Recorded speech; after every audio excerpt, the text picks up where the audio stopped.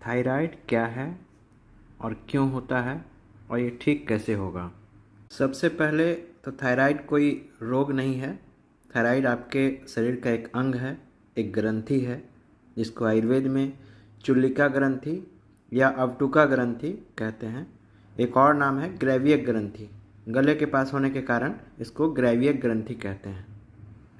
ये जो thyroid gland है, इसके स्त्राव को थायरक्सिन कहते हैं। जो हम लोग थायराइड का टेस्ट करवाते हैं उसमें TSH, T4, T3 आपने देखा होगा।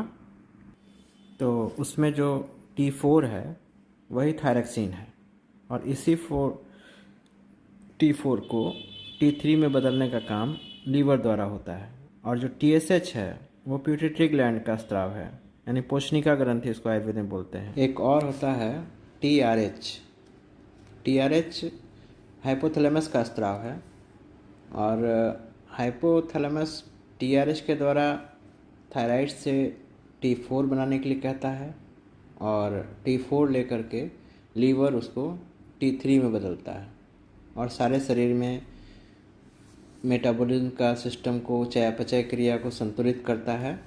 और शरीर में ऐसा कोई अंग नहीं है जो थायराइड से प्रभावित ना होता हो। आपकी बुद्धि, IQ से लेकर के आपका ग्रोथ, आँख की रोशनी से लेकर ताकत, यौन शक्ति, प्रजनन, मासिक धर्म, बच्चा ना होना या होना तो कम समय में पैदा होना या कम बुद्धि का पैदा होना या अंग प्रत्यंग को कुछ खराब होना, आपका फैट, कार्बोहाइड्रेट आदि को पचाना, खर्च करना या संग्रह करना, सप्त धातु पाक क्रिया जिसमें सब कुछ आ जाता है। आपकी नींद, आपकी शांति, बेचैनी, सब कुछ यही कंट्रोल करता है। आपका मूड खराब होना, अच्छा होना, आपको निराशावादी बना देता है। थायरक्सिन का स्त्राव ज़्यादा होगा तो आप सूखते चले जाएंगे, समय से पहले बूढ़े नज़र आएंगे।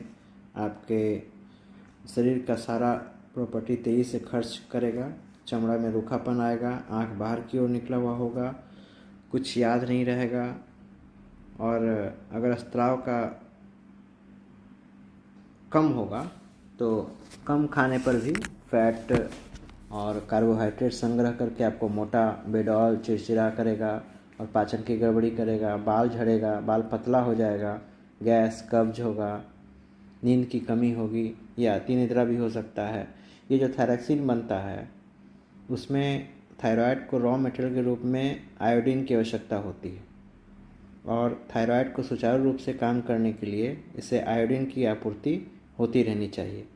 पूरे शरीर का 60% आयोडीन थायराइड में ही जमा होता है। आयोडीन एक खनिज तत्व है और इसका कम मात्रा में हम लोगों को रोज़ ज़रूरत पड़ता है और ये खाने पीने की चीज़ों से और जलीय चीज़ों से, जैसे मछली वगैरह में, समुद्री चीज़ों में मिलती है, शैवाल में मिलता है, शैवाल से एक्सट्रैक्ट निकाला जाता है।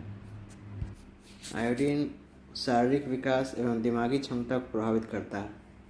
ब्रिटेन के शोधकर्ता ने अपने एक शोध में आयोडीन के साथ दिमागी क्षमता का गहरा संबंध पाया और ये सीधे तौर पर दिमागी क्षमता पर प्रभाव डालता है। गर्भस्थ शिशु भी माँ के खान पान में आयोडीन की कमी के कारण शिकार होता है। आयोडीन खाने पीने के बहुत सी चीज़ों से तो मिलता है हमको, लेकिन अगर आप कैल्शियम ज़्यादा लेते हैं या कैल्शियम की गोली ज़्यादा खाते रहते हैं, कैल्शियम के अधिक के हो गया आंत में, तो आंत के जीवाणुओं में कुछ ऐसा प्रभाव डालता है जिसकी वजह से आपका आयोडीन को सोखने का क्षमता कम हो जाता है और जब आयोडीन नहीं सोखेगा तो आपको कमी होगी। जब कमी होगी तो थायराइड को बेचारे को मिलेगा नहीं और जब वो कम मिलेगा तो उसका बैलेंस ख़राब होगा। तो अब आते हैं उसको ठीक कैसे करना है।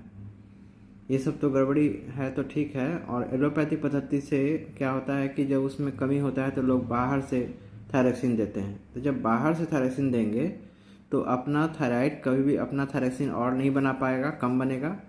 और अगर कम बनेगा तो फिर वो कभी ठीक नहीं होगा। तो थायरक्सिन बाहर से ही हमेशा लेना होगा। इसीलिए कहते हैं वो ठीक नहीं होगा और ज़िंदगी भर लेते रहने की ज़रूरत है। और नहीं दीजिएगा तो आपका सारा बैलेंस ख़राब हो जाएगा। तो उसको ठीक करने का एक तरीका है कि उसका मात्रा धीरे धीरे कम करते जाएं और खाने पीने की चीज़ों में बदलाव लाना होगा। जैसे आपका एक लहसुन में लाल लहसुन आता है, लाल लहसुन का प्रयोग थायराइड को ठीक करने के लिए बहुत अच्छा है। उसमें आयोडीन भी पाया जाता है और आपके चयापचय क्रिया को भी ठीक करता है। उसको खाने का तरीका क्या होगा, अगर आपको कफ का दिक्कत या ठंडे का कोई दिक्कत है तो आप उसको दूध के साथ लेंगे, और अगर आपको पित्त बढ़ा रहता है, गर्मी का दिक्कत है, तो दही के साथ लेंगे।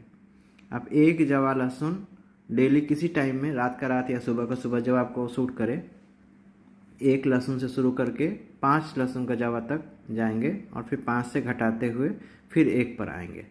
तो एक ये तो बहुत अच्छा फ़ायदा करेगा, आपको ठीक करेगा। और दूसरा है पान या तो आप मीठा पान खा सकते हैं या पान के पत्ते में शहद लगा के खा सकते हैं, थोड़े से मीठे चीज़ के साथ, या गुड़ उसमें डाल करके और पान की तरह खा सकते हैं।